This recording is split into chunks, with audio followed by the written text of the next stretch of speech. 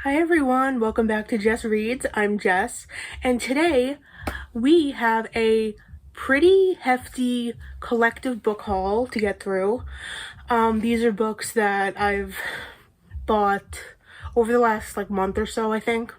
So I think we should just get started. So the first book we have is Plain Bad Heroines by Emily M. Danforth, and this is described as a story within a story within a story, and it starts off taking place at an all-girls boarding school.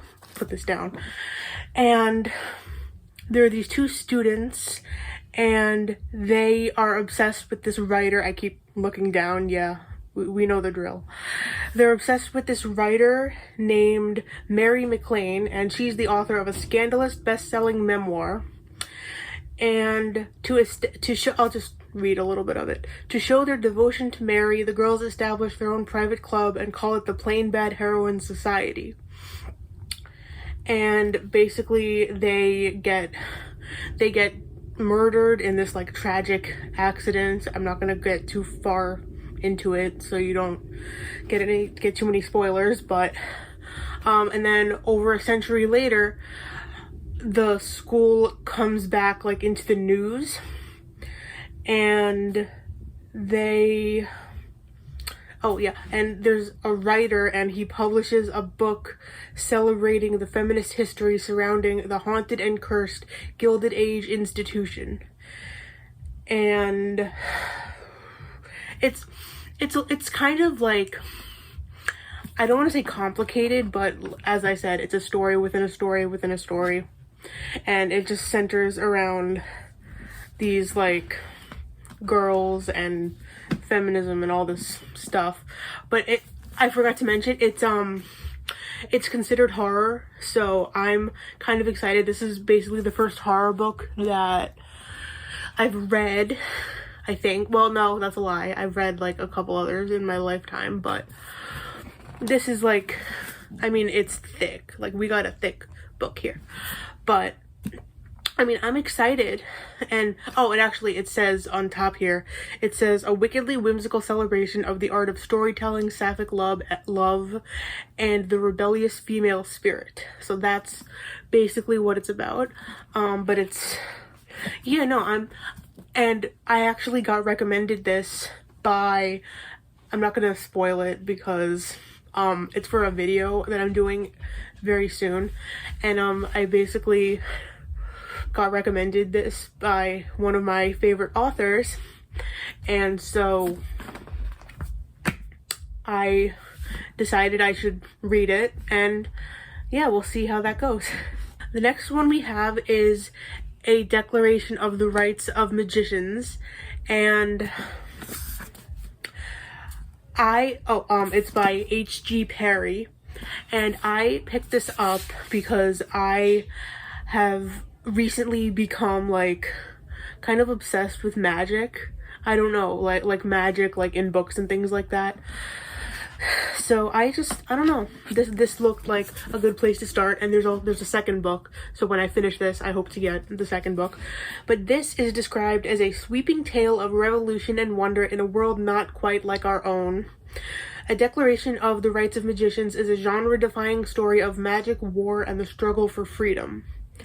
That sounds like something I'd like to read, so I think we're gonna do that.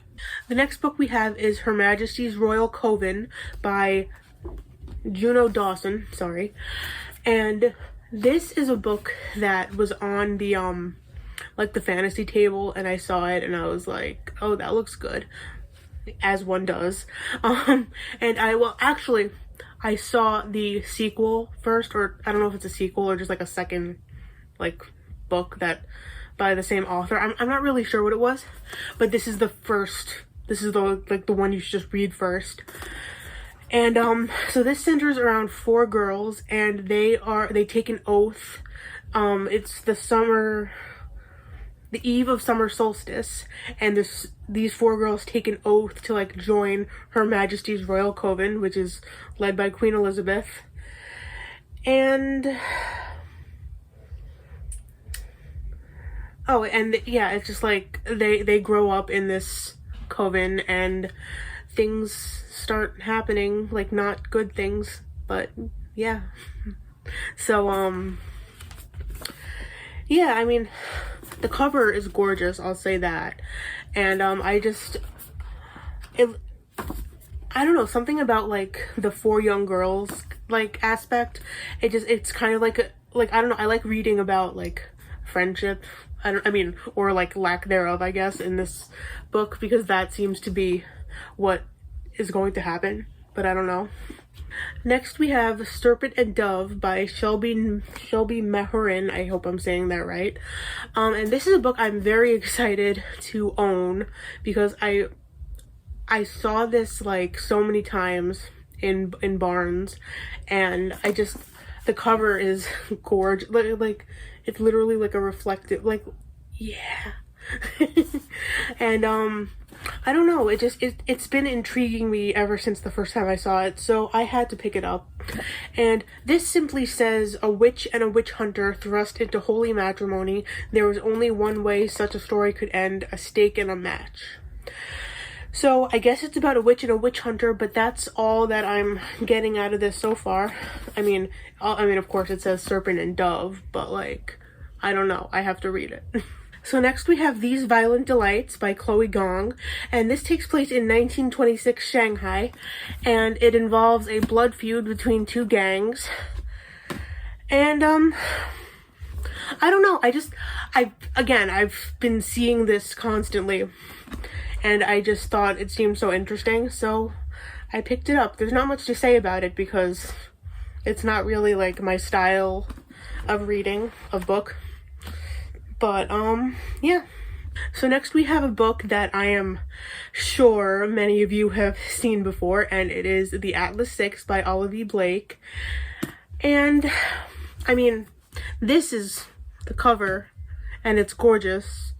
And and it says oh no, you know what happened?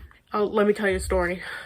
So they had one copy of like the special edition, like I think it was like silver. They had one copy in my Barnes and Noble, and the day after I saw it, I saw it and I was like, okay, I won't get it today, but I'll like go back tomorrow and maybe I'll get it. The day after, I come back and it's gone. So I kind of settled, but like it's the same book, it just has a different cover. Like I'm not gonna like cry over it, but anyway, so this is also a book about magicians, and it's the six most talented, I almost said musicians, six most talented magicians, and they're selected to earn a place in the Alexandrian Society, the foremost secret society in the world. And I mean, that sounds pretty cool to me, so we'll see how much I enjoy this. And let me just show you. I mean, it's like a medium-sized book, I would think, but like there's a lot of words. Okay, so I know I've mostly been talking about fantasy books and one horror book, but now we're gonna get into more romance and things like that. So this one is Love Your Life, by Sophie Kinsella. Sophie Kinsella is an author that I've heard a lot about, and I've just never gotten around to reading one of her books, but I've seen this very often in Barnes because I'm always there and I'm always just like looking at it's the same store, so I'm just looking at the same shelves over and over. But yeah, no, I like kind of browsed and like perused through like a few of her books, and this is the one that really stood out to me. And it's about a woman named Ava, and she goes on a writing retreat. And well, it's a writing retreat, but it's a writing retreat in Italy, and they're not allowed to use their real names or reveal like any personal information about themselves. But then she meets a man, but like obviously they don't really know anything about each other because they're not allowed to like reveal personal information. And so when when the retreat is over, she has to like figure out like, is this worth pursuing? Like, do I love this guy? Does he love me? You know, that kind of thing. So next we have a book that I have been eyeing at Barnes for at least 3 months, and for some reason I could just not bring myself to buy it. I don't know why, so like, don't even ask. I don't know. I just did not buy it, even though I wanted to so badly. I always like picked other books over it, not because I liked them more. I just didn't. I don't know. And that is Maggie Moves On by Lucy Score, who I just found out tonight, actually. I am meeting next month. I can't, when I probably can't like vlog there, but obviously I'll make a video about my experience if that is something that you guys would like to hear about. So this woman, Maggie, is a YouTube star, and she has to renovate a house in, what is it, like in 4 months or less. She has to renovate this house, and she has this team, and her landscaper is like this really annoying guy she doesn't like, but of course, he's a handsome guy, and he flirts with her shirtless apparently. And yeah, no, he's like trying to like build or take down her walls that she's built up around herself, I guess figuratively and literally, because it's about houses.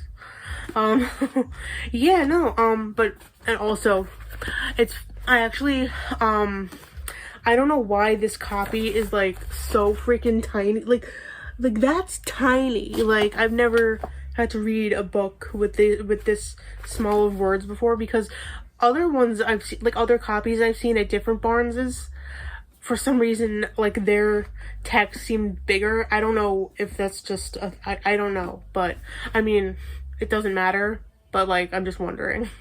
Next up, we've got How to Find Love in a Bookshop by Veronica Henry. When I got this on Amazon, but I did not expect to get this cover, because the cover that I've been seeing in Barnes is like completely different, but I actually like this one a lot better. It's like, I don't know how to, it's like, it's like warm colors, it's like inviting, friendly, but yeah, no, this is basically about a bookseller who owns a bookshop, duh, and, it literally, okay, so basically what the top says is, the enchanting story of a bookshop, its devoted new owner and faithful readers, and the extraordinary power of books to heal the heart. I can't wait to read this, and I think that's all I have to say about that. Speaking of books about books, we have The Littlest Library by Poppy Alexander, and this is actually, it's about a woman named Jess, and her grandmother passes away, so she loses her job at the library, and like all this like bad stuff is happening to her, and she decides to, well, no, she doesn't decide to, but she packs up her grandmother's books, and she owns, there's this old red phone box that's left on the property, and she turns it into a little free library kind of thing. So, I mean, I've only visited like a handful of little free libraries in my life, but like, I'd love to read about it. So next we have The Shadow in the Glass by, I don't know if it's initials or if it's their name, but it's J.J.A. Harwood. And this is basically a Cinderella retelling, but it's basically, she is this, her name's Ella in this book, and she is like a maid. Well, yeah, because that's basically how Cinderella works. But she has a stepfather, and she reads, and a fairy godmother comes to her one night, and she is offered 7 wishes, which is like more than like any like fairy tale has ever like offered, I feel like. I mean, it's usually like 3, maybe 4, but like 7 wishes. And And it says, each wish comes at a price and Ella must decide whether it's one she's willing to pay. So I might like start this one right away actually, because it seems like on top here it says it's a gothic twist on Cinderella. So I mean, I don't know. First of all, the cover, I mean, look at this freaking cover. It's awesome. I love it. But something about it, man. I'm just really excited. So this one is Paper Princess by Erin Watt, and it is part of the Royals series. And this one also surrounds. This one also involves a girl named Ella, but she basically has been moving from town to town with her flighty mother, struggling to make ends meet and believing that someday she'll climb out of the gutter. And after her mother's death, Ella is truly alone. And then this guy named Callum Royal takes her into his mansion, and she has 5 sons who all hate he has 5 sons who all hate her, but she ends up like falling in love with one of them. But I don't know. I mean this looked really good, so I don't know. It doesn't necessarily seem like a fantasy. I think it's just like a regular romance, but like the royal thing kind of throws you off. But no, it just seems really, really nice, really good. All right, and for the final 2, I'm gonna put these together because they're by the same author and they're in the same series. We have In the Weeds and Mixed Signals by V.K. Morrison, which are the 2nd and 3rd books in the Lovelight Farms trilogy.